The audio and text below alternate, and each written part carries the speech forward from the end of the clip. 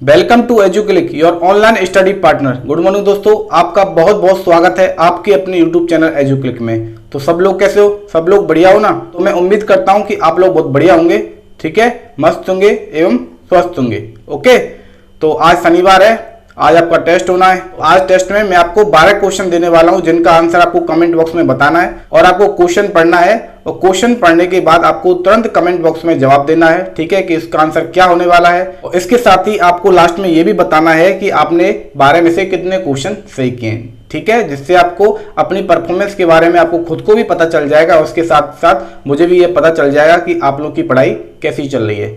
Okay, तो हम test start करते हैं। ओके, मैं आपको पहला क्वेश्चन लगवाता हूं आपके लिए। स्क्रीन पर जो पहला क्वेश्चन है वो आपको स्क्रीन पर पहला क्वेश्चन दिख रहा होगा। पहला क्वेश्चन है कि अफीम किस पादप से प्राप्त होती है।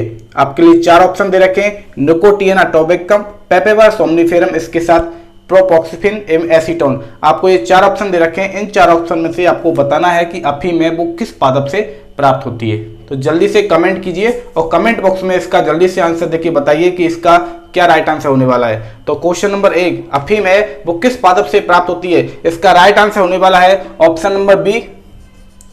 Option number B, Papaver सोमनिफेरम।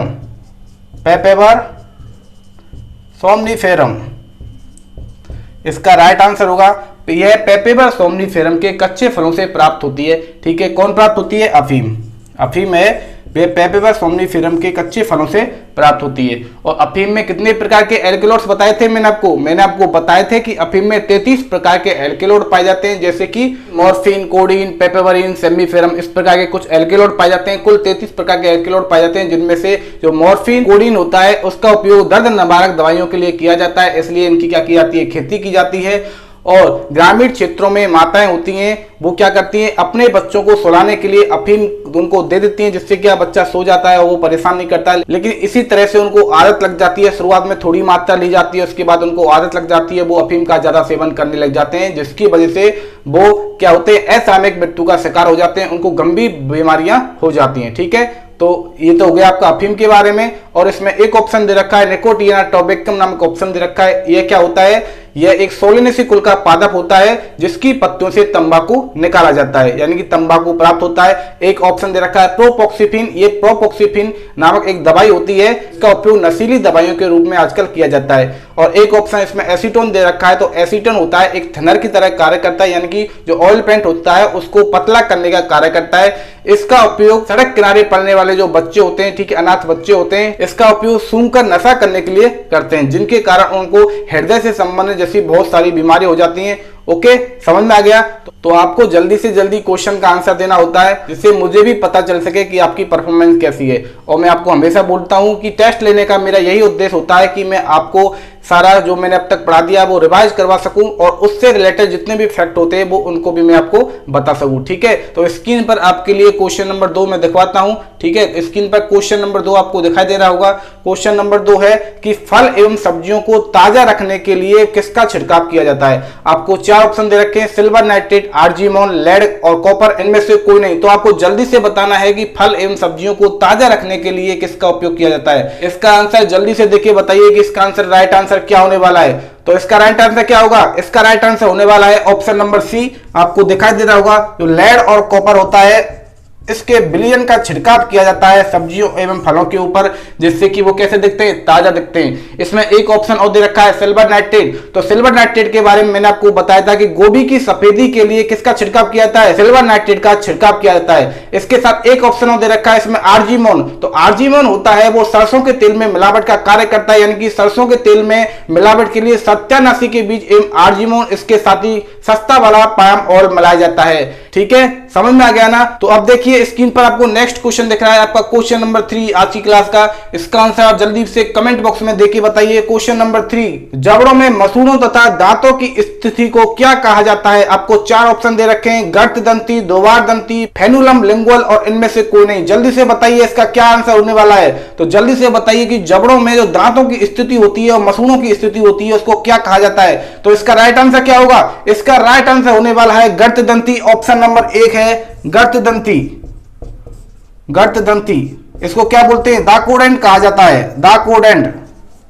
तो दाकोदंड यानी कि गर्त दंती होता है, उसे क्या कहते हैं? यह मसूड़ों एवं दांतों की स्थिति को बताता है, यानी कि जबड़ों में मसूड़ों एवं दांतों की स्थिति क्या कहलाती है? गर्त दंती कहलाती है। ठीक है, इसके साथ इसमें एक ऑप्शन और दे रखा है दुर्वार दंती।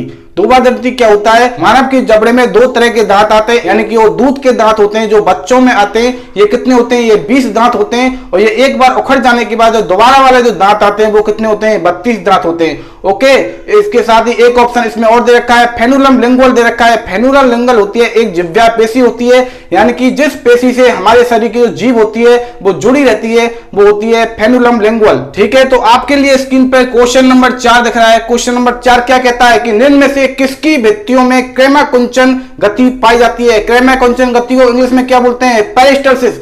तो बताइए, जल्दी से इसका आंसर देखिए, बताइए कि निम्न में से किसकी भित्तियों में क्रेमाकुंचन गति पाई जाती है? आपको 4 ऑप्शन दे रखे हैं, आमाशय, ग्रसनी, ग्रासनली, और इनमें से कोई नहीं। आपको जल्दी से बताना है कि किसकी भित्तियों में क्रेमाकुंचन गति पाई जाती है। तो इसका राइट आंसर क्या होने वाला है? इसका राइट आंसर होगा ऑप्शन नंबर सी, ग्रासनली। ग्रासनली यानी कि जो एसोफेगस होती है, इसकी भित्तियों में क्रेमाकुंचन गति पाई जाती है, यानी कि पेरिस्टल्सिस गति पाई जाती है। इसके कारण होता क्या है? इसके कारण जब हम मुंह के द्वारा जब भोजन को ग्रहण करते हैं तो ग्रासनली में भोजन होता है वो ऑटोमेटिक नीचे की तरफ चला जाता है। इसी क्रेमाकुंचन गति के कारण ही भोजन होता है वो आसानी से आमाशय में पहुंच जाता है। ओके, इसमें और क्या ऑप्शन दे रखे हैं? इसमें आमाशय दे रखा है, तो आमाशय क्या करता है? आमाशय भोजन को स्टोर करने का कार्य करता है, और आमाशय होता है वो ग्रासनली से जुड़ा रहता है, और इसका जो दूसरा भाग है वो छोटी आंत से जुड़ा रहता है। यह जे आकृति का पाया जाता है, इसको इंग्लिश में क्या बोलते हैं? स्टोमक बोलते हैं। ओके, एवं इसमें एक ऑप्शन और दे रखा है, आपको ग्रसनी दिखाई दे रहा होगा। ये मुख का पार्ट नहीं होता है, लेकिन जो मुख गुहा होती है वो इसी ग्रसनी में जाके खुलती है, फेरिंक्स में जाके खुलती है। ओके, ये 3 प्रकार की होती हैं। एक तो होती है नासा फेरिंक्स यानी कि नासा ग्रसनी, मुखा ग्रसनी और कंठ ग्रसनी। तो ग्रसनी के बारे में मैंने आपको कई बार बताया है, बहुत बार बताया, ठीक है, और अब तक तो आपको रट गया होगा, अच्छे से याद हो गया होगा। ओके, अब देखते हैं आपके लिए नेक्स्ट क्वेश्चन। क्वेश्चन नंबर 5 क्या कहता है? क्वेश्चन नंबर 5 है कि निम्नलिखित में से पाचन ग्रंथि नहीं है। आपको बताना है इन ऑप्शन में से ऐसा कौन सा ऑप्शन है जो पाचन ग्रंथि का कार्य नहीं करता है, यानी कि जो पाचन ग्रंथि नहीं है। यकृत, आमाशय, अग्नाशय और लार ग्रंथि। तो आपको जल्दी से बताना है कि इनमें से पाचन ग्रंथि नहीं है। तो इसका राइट आंसर क्या होगा? जल्दी से कमेंट करके बताइए कि इसका आंसर क्या होगा। इसका आंसर क्या होने वाला है? इसका आंसर होगा option number B. Option number B है, जो आमाशय होता है वो पाचन ग्रंथि नहीं होता है, वो क्या होता है? एक पाचन अंग होता है। आमाशय को क्या कहा जाता है? स्टोमक कहा जाता है। और मैंने आपको पाचन ग्रंथि बताई थी, 3 पाचन ग्रंथि होती हैं। यकृत जिसे लीवर बोलते हैं, लार ग्रंथि यानी कि सैलिवरी ग्लैंड होती है, और इसके साथ साथ अग्नाशय यानी कि पेनक्रियाज है, वो क्या है? एक पाचन ग्रंथि की तरह कार्य करते हैं। ये हमारे शरीर में पाचन ग्रंथि होती हैं। ठीक है, तो पाचन ग्रंथियों से क्या होता है? पाचक रसों का स्राव होता है। लार ग्रंथि से टाइलिन एवं एम्बिलेज जो रस होते हैं उनका श्रावण होता है, एंजाइम का श्रावण होता है। इसी के साथ यकृत से पित्त रस का स्राव होता है, और अग्नाशय से बहुत सारी रसों का स्राव होता है। और अग्नाशय में 2 प्रकार के हार्मोन भी उत्सर्जित होते हैं, यानी कि अग्नाशय होता है वो अंतःस्रावी एवं बाह्यस्रावी दोनों ग्रंथियों की तरह कार्य करता है। अग्नाशय में ग्लूकागोन और इंसुलिन नामक हार्मोन का भी स्राव होता है, जो क्या कार्य करते हैं? जो हमारे शरीर में ब्लड शुगर को कंट्रोल करने का कार्य करते हैं, यानी कि रक्त शर्करा को नियंत्रित करने का कार्य करते हैं। ठीक है, तो अब देखिए क्वेश्चन नंबर 6 आपको स्क्रीन पर दिख रहा होगा कि क्वेश्चन नंबर 6 क्या कहता है। आपके लिए क्वेश्चन नंबर 6 है कि शिशुओं में दुग्ध प्रोटीन के पाचन में मदद करने वाला कौन सा एंजाइम है? ऑप्शन आपको 4 दे रखे, पेप्सिन, ट्रिप्सिन, रेनिन और माल्टेस। आपको जल्दी से कमेंट करके बताना है कि इसका राइट आंसर क्या होने वाला है। तो जल्दी से बताइए कि शिशुओं में जो दुग्ध प्रोटीन होता है उसका पाचन किसके द्वारा किया जाता है। तो इसका राइट आंसर क्या होगा? इसका राइट आंसर होगा option number C. Option number जो सी है, रेनिन। यह दुग्ध प्रोटीन में सहायक होता है, यह दुग्ध प्रोटीन के पाचन में सहायता प्रदान करता है, यह शिशुओं में पाया जाता है। ओके, और उसमें और भी ऑप्शन दे रखे हैं, जैसे पेप्सिन दे रखा है, ट्रिप्सिन दे रखा है। पेप्सिन और ट्रिप्सिन होते हैं, ये दोनों प्रोटीन को पेप्टाइड में चेंज करने का कार्य करते हैं, बदलने का कार्य करते हैं। इसी के साथ जो माल्टेस एंजाइम होता है वो माल्टोस शर्करा होती है, उसको ग्लूकोज में बदलने का कार्य करता है। और माल्टोस का निर्माण कैसा होता है? तो माल्टोस का निर्माण होता है एमिलेज एंजाइम के द्वारा वसा को माल्टोस में बदला जाता है। ओके, समझ में आ गया ना? ठीक है, तो जल्दी जल्दी से आप कमेंट करके बता दिया करो कि इसका आंसर क्या होने वाला है, ताकि मुझे भी पता चल सके कि आप लोग कैसी तैयारी कर रहे हैं। ओके, ठीक है ना। अब आपके लिए स्क्रीन पर नेक्स्ट क्वेश्चन है, क्वेश्चन नंबर 7 आपको स्क्रीन पर दिख रहा होगा कि क्वेश्चन नंबर 7 क्या कहता है कि मानव शरीर में रक्त का निर्माण कहां होता है।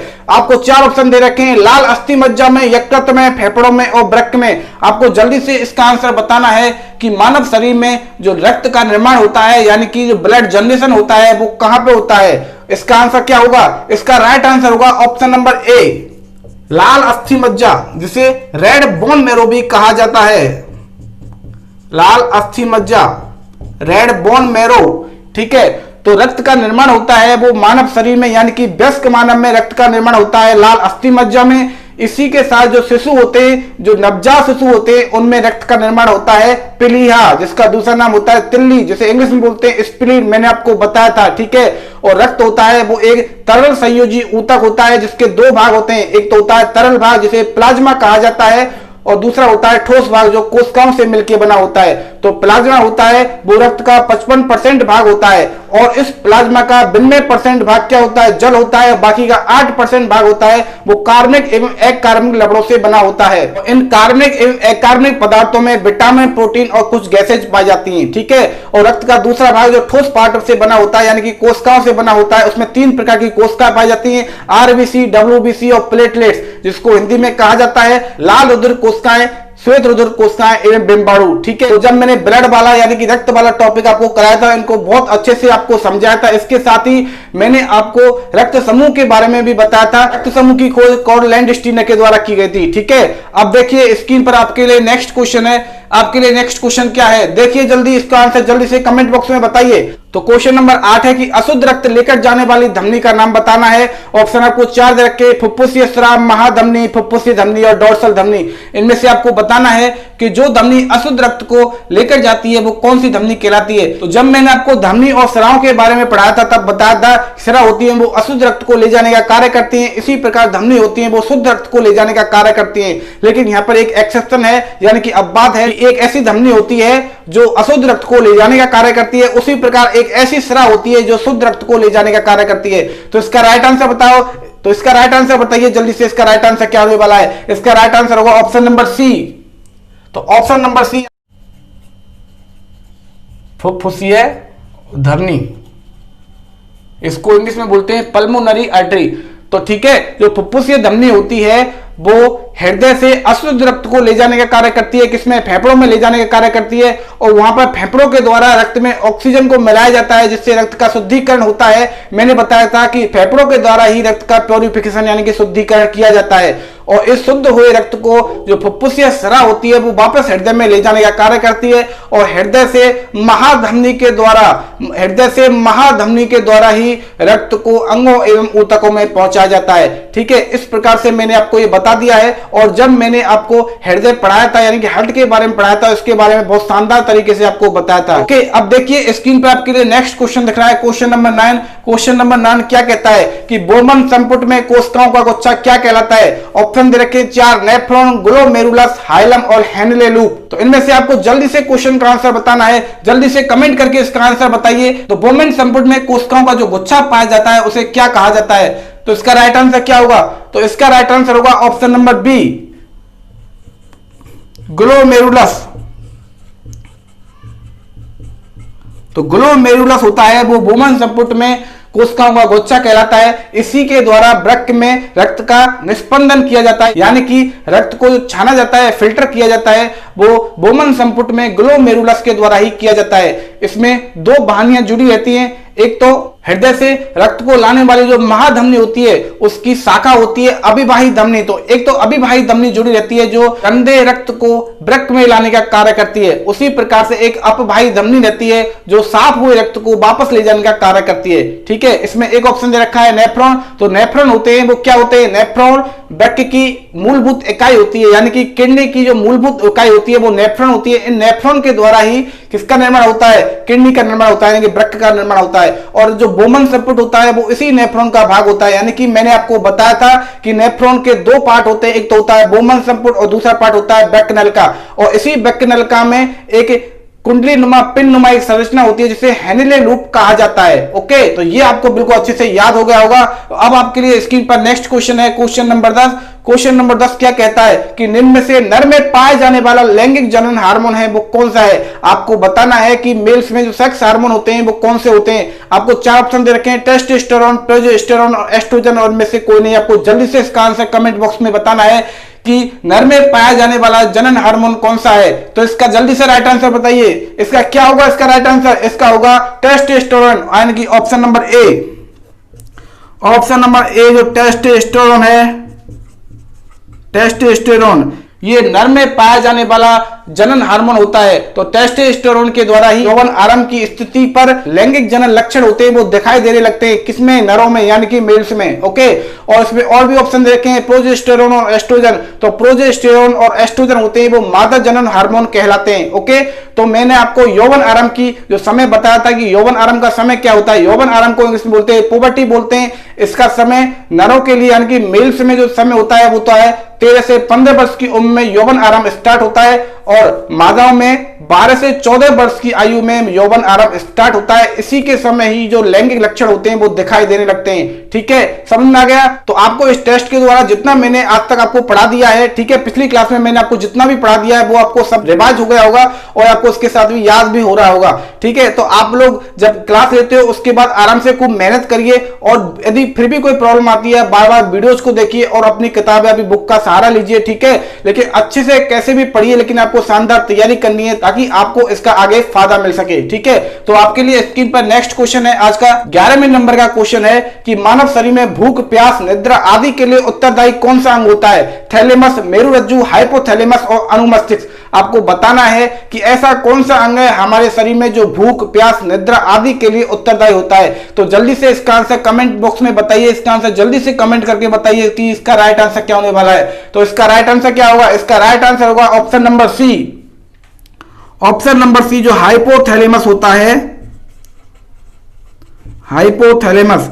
तो हाइपोथैलेमस होता है वो हमारे शरीर में भूख, प्यास, निद्रा, इसके साथ थकान, शरीर के ताप का नियंत्रण और इसके साथ जो मनोभावनाएं होती हैं हमारी खुशी, गुस्सा, प्यार, घृणा, इन सभी को कंट्रोल करने का कार्य यानी कि नियंत्रित करने का कार्य किसके द्वारा किया जाता है। इस सभी को नियंत्रित करने का कार्य हाइपोथैलेमस के द्वारा किया जाता है। यह थैलेमस के नीचे पाया जाने वाला अंग होता है। यह किसका पार्ट होता है, यह फोरे ब्रेन यानी कि अग्र मस्तिष्क का पार्ट होता है। इसी के साथ ही इसमें एक ऑप्शन दे रखा है, थैलेमस दे रखा है। तो थैलेमस होता है वो संवेदनाओं एवं प्रेरक सूचनाओं को नियंत्रित करने का कार्य करता है, यानी कि एक सेंसरी सिग्नल ऑर्गन की तरह कार्य करता है।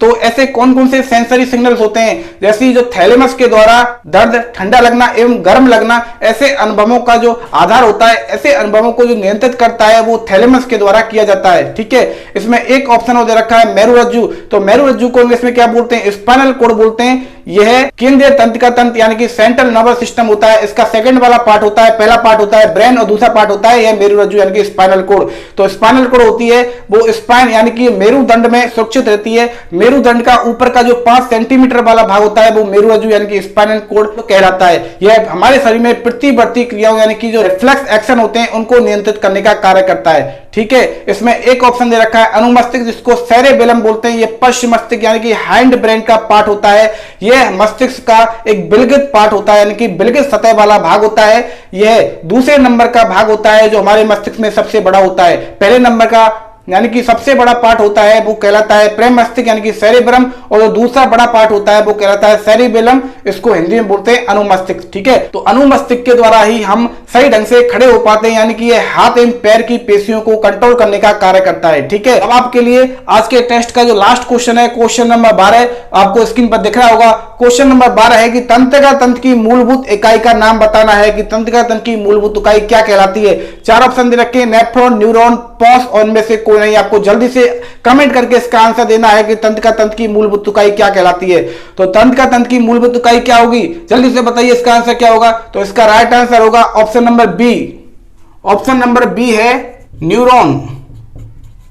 तो न्यूरॉन होती है वो तंत्रिका तंत्र की मूलभूत इकाई होती है। यह क्रियात्मक एवं संरचनात्मक इकाई कहलाती है, यानी कि फंक्शनल एवं स्ट्रक्चर यूनिट होती है तंत्रिका तंत्र यानी कि नर्वस सिस्टम की। ठीक है, तंत्रिका तंत्र का निर्माण इन्हीं न्यूरॉन से मिलकर होता है। ये तंत्रिका तंत्र में करीब 1 खरब की संख्या में पाए जाते हैं। इसमें एक ऑप्शन दे रखा है नेफ्रॉन। तो मैंने बताया था कि वृक्क का निर्माण वो नेफ्रॉन के द्वारा होता है, तो इसलिए वृक्क यानी किडनी की जो मूलभूत इकाई होती है वो नेफ्रॉन कहलाती है। इसमें एक ऑप्शन और दे रखा है पोंस। तो पोंस वाला भाग होता है, यह पश्च मस्तिष्क यानी हैंड ब्रेन का काम करता है।